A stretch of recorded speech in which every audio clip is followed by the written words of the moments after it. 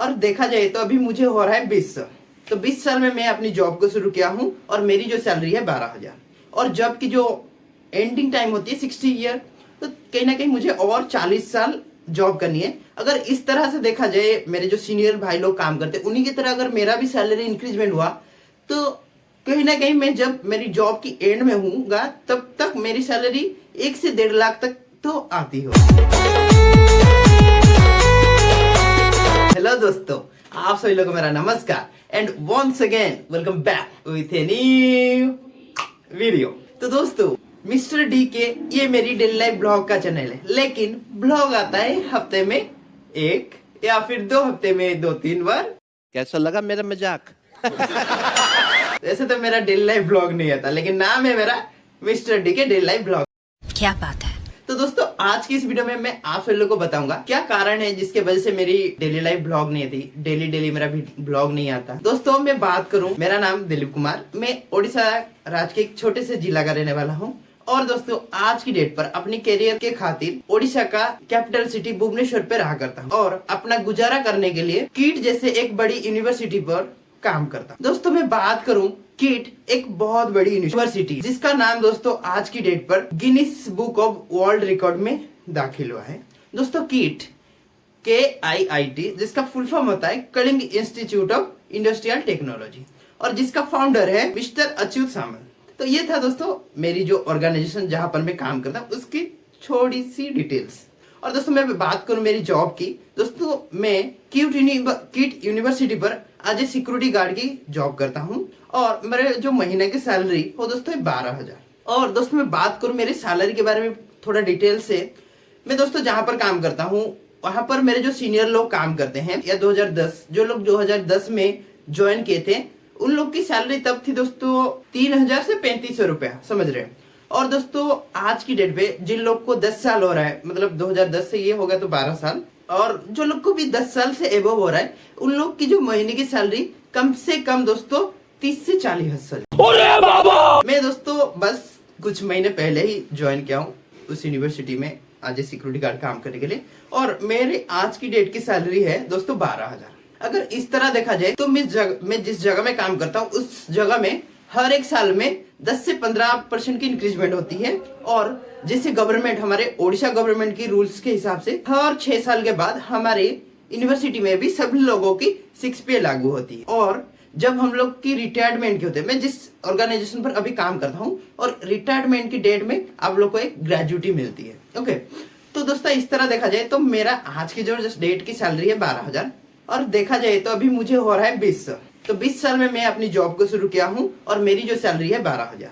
और जॉब की जो एंडिंग टाइम होती है 60 ईयर, तो कहीं ना कहीं मुझे और 40 साल जॉब करनी है। अगर इस तरह से देखा जाए, मेरे जो सीनियर भाई लोग काम करते हैं उन्हीं की तरह अगर मेरा भी सैलरी इंक्रीजमेंट हुआ तो कहीं ना कहीं मैं जब मेरी जॉब की एंड में हूँगा तब तक मेरी सैलरी 1 से 1.5 लाख तक तो आती होगी। और अभी तो रुको, क्लाइमैक्स अभी बाकी। लेकिन दोस्तों, मेरी जो सैलरी है मैं बुढ़ा अगर 1 लाख या 1.5 लाख कमाना, मतलब मुझे सेटिस्फाइंग नहीं लगता। आज मेरी जो फैमिली है उन्हीं की वजह से दोस्तों आज की डेट पर मैं यहाँ पर सिक्योरिटी गार्ड की जॉब करता हूँ। और ऐसा नहीं कि मेरा इंटरेस्ट है, बिकॉज दोस्तों मुझे लाइफ में 2 चीज जरूरी होता है, एक है टाइम फ्रीडम और मनी फ्रीडम। क्योंकि मैं अपना टाइम को अपने हिसाब से इस्तेमाल करना चाहता हूँ, और मनी फ्रीडम तो सबको भाई चाहिए, क्योंकि पैसा कितनी जरूरत होती है सब लोग को, आप लोग को भी पता है, मुझे भी। कुछ दिन पहले की बात है दोस्तों, हमारे ये जो 2030 अभी 2023 चल रहा है, लेकिन जो 2022 के मतलब कुछ 8 महीना या 8वें महीना या 9वें महीना में वो चेंज कर दिया। नहीं तो गवर्नमेंट की सैलरी भी कुछ इस तरह का थी, पहले आपको 6 साल कंट्रेक्चुअल बेसिस काम करना था, उसके बाद रेगुलर हो जाता था, तो उसके बाद 7 पे लागू होके ऐसे आता था। नहीं तो जो गवर्नमेंट में भी पहले स्टार्टिंग में जो टीचर्स लोग मतलब जो लोग ओडिशा पुलिस, उनमें लोगों की भी सैलरी कुछ 10 से 12,000 की शुरू होती थी, और इस तरह चलते चलते 6 से 7 महीने, मतलब 6 से 7 साल बाद उन लोग की रेगुलर होने के बाद 30,000 40,000 इससे सैलरी होती है। लेकिन अभी ये जो नया साल के बाद ये सबको हटा दिया है, और किसी को मतलब कॉन्ट्रेक्चुअल बेसिस, जितने भी कॉन्ट्रेक्चुअल बेसिस ओडिशा गवर्नमेंट में रखा था वो सब कुछ कैंसिल कर दिया, सबको अपने साथ मतलब जो ज्वाइन किया परमानेंट हो गया। तो उन लोग की सैलरी अभी जिसका भी स्टार्टिंग होती है 30 से एबव होती है। ठीक दोस्तों, उसी ओडिशा गवर्नमेंट की रूल्स के हिसाब से ही मैं जिस ऑर्गेनाइजेशन में अभी काम करता हूँ किट में, स्टार्टिंग सैलरी 12,000 होती है। ठीक उसी तरह आप जब 5 से 6 साल काम करोगे फिर आप लोग का भी, ऐसे तो हम लोग पूरा परमानेंट स्टाफ की तरह रहते हैं, लेकिन जो 7PA लागू होता है वो 6 साल के बाद ही लागू होता है। तो जिसके वजह से हम लोग की जो स्टार्टिंग सैलरी 12,000 अभी है। तो इसी तरह देखा जाएगा जब 5-6 साल बाद 7P लागू होता है, कितना होगा मुझे भी नहीं कहा जाता है। 7P लागू होने के बाद जो सैलरी आपको मिलती है उसकी डबल मिलती है, लेकिन मुझे पता नहीं कितना मिलती है। लेकिन दोस्तों मैं उसमें इंटरेस्टेड नहीं हूँ, बिकॉज दोस्तों मुझे अपनी लाइफ में टाइम फ्रीडम और मनी फ्रीडम चाहिए।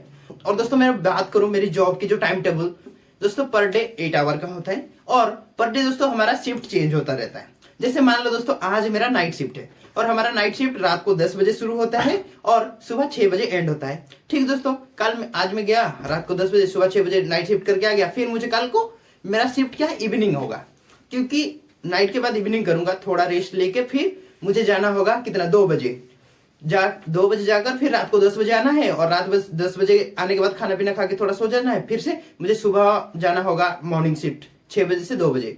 फिर दोस्तों उस दिन गया 6 से 2 बजे ड्यूटी किया, खत्म करके आ गया। फिर उस दिन मुझे और कुछ काम नहीं, उसके अगले दिन मुझे नाइट शिफ्ट, जैसे आज जा रहा हूं मैं, तो मॉर्निंग शिफ्ट करने के बाद ही हमको थोड़ा टाइम मिलता है। नहीं तो देखो आप सब, अभी मैं जाऊंगा रात को नाइट ड्यूटी करूंगा, 6 बजे आऊंगा, तो 6 बजे आने के बाद मैं दोस्तों अभी ब्लॉग बनाऊंगा या फिर मैं थोड़ा रेस्ट लूंगा, क्योंकि भाई रात भर 8 घंटा ऐसे मतलब सोने का टाइम ही नहीं मिलता।